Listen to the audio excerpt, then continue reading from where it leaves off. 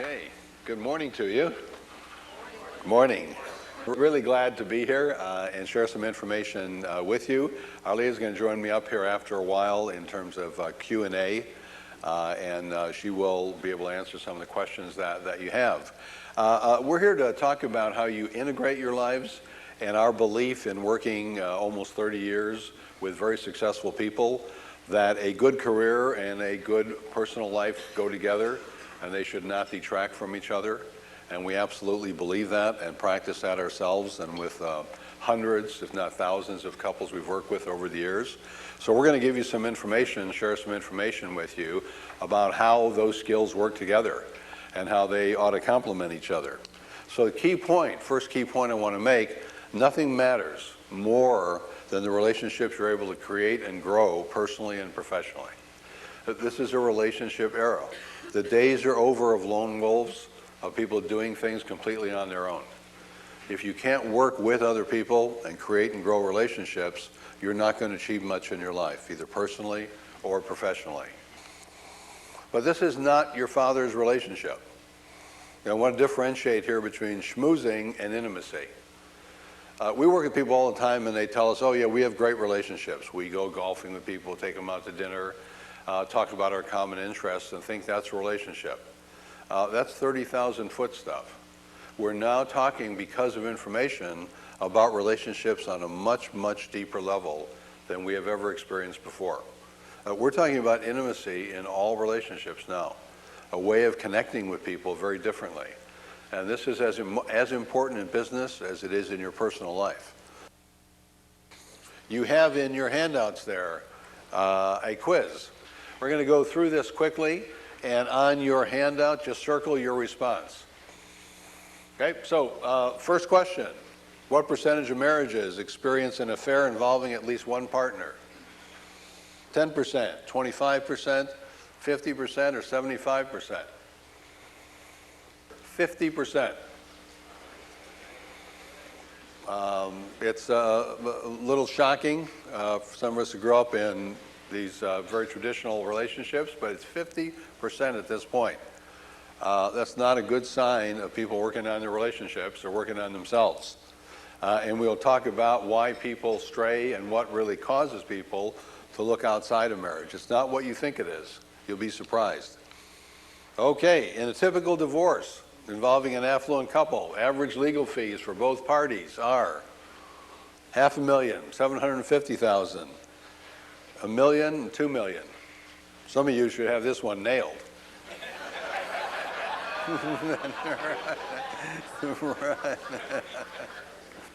C, $1 million. It is on average $1 million legal fees. Number 6, opposites attract. People and their differences complement each other. True or false? Absolutely false. Opposites do not attract in any way. Opposites, in fact, drive each other away. Again, the thing that holds people together, that shared value system, and they may look on paper very opposite, very, very opposite. They could emerge from those opposite backgrounds with identical value systems. So it's the core value system that keeps people together, not the opposites. 10, spending lots of time with people builds great relationships. Quite the contrary, drives people nuts. Okay. Our time is about, as the book subtitle says, high intimacy, low maintenance. You know what information has done in our time? Create unparalleled opportunities for people who want to grow and really want to get more out of their life. If you're going to do that, all relationships get low maintenance. That doesn't mean low intimacy or no connection with people. It means a very different way of connecting. If you're very successful people, as you are, probably travel a lot.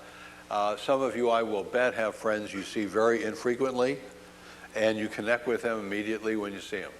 We're used to thinking that if we care about people, we spend a huge amount of time with them. Not true.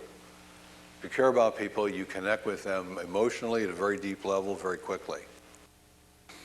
Okay, let's look at the most common and most destructive myths about relationships.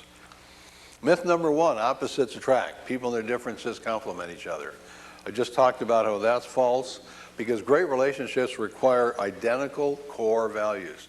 Can't emphasize that enough. Our work over the last almost 3 decades with couples unequivocally, without a doubt, shows the strongest relationships have identical core values. That gets you through the roughest times in your life, and that brings you the greatest satisfaction in the relationship. Myth number 3, selflessness, unconditional acceptance. What the reality is, clear limits, boundaries, and expectations build the best relationships of all kinds. Important point here, all good relationships are judgmental. Judgments mean you care. This may be very politically incorrect, but that's the reality of it. If you're not giving honest, direct, and clear feedback to your partner, children, work associates, everybody in your life, you're literally abandoning them. I mean, we would have people bring us wild-eyed, lunatic 18, 19-year-olds, totally out of control. I mean, everything but raping and pillaging in hordes. I mean, just totally out of control of their lives.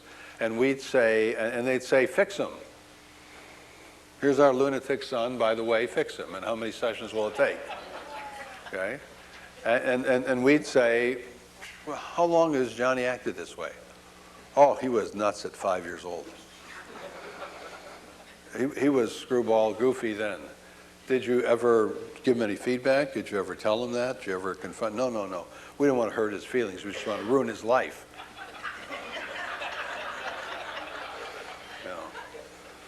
So understand, you don't want to take the risk of hurting anyone's feelings. You may doom them to a pointless life. Myth 5, spending lots of time with people builds great relationships. No.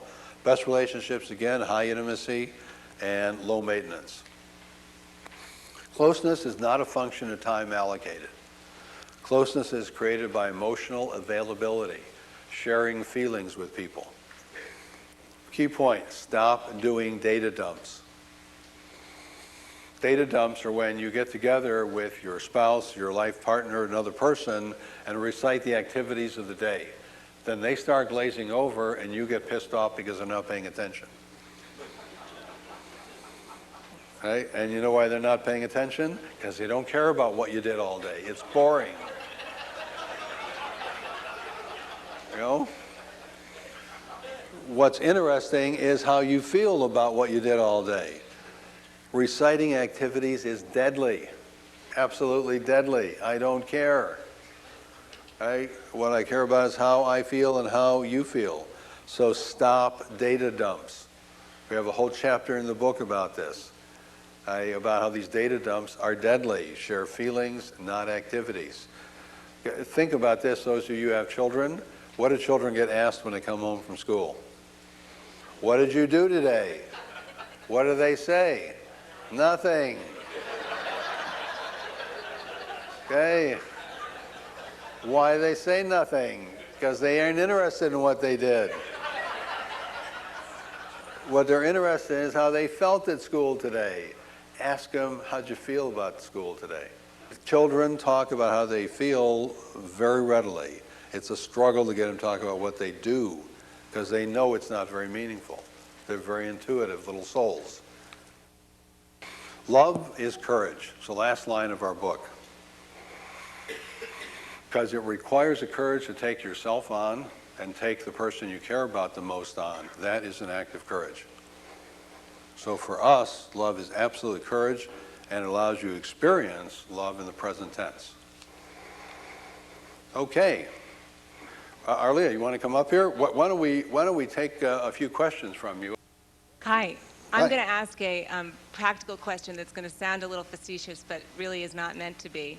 To your point about taking down the firewall between the personal and the professional, how does one blend a BlackBerry into their relationship? How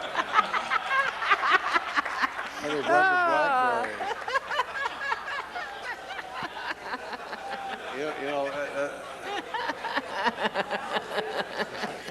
Being you don't know how funny that question is. Yeah, right.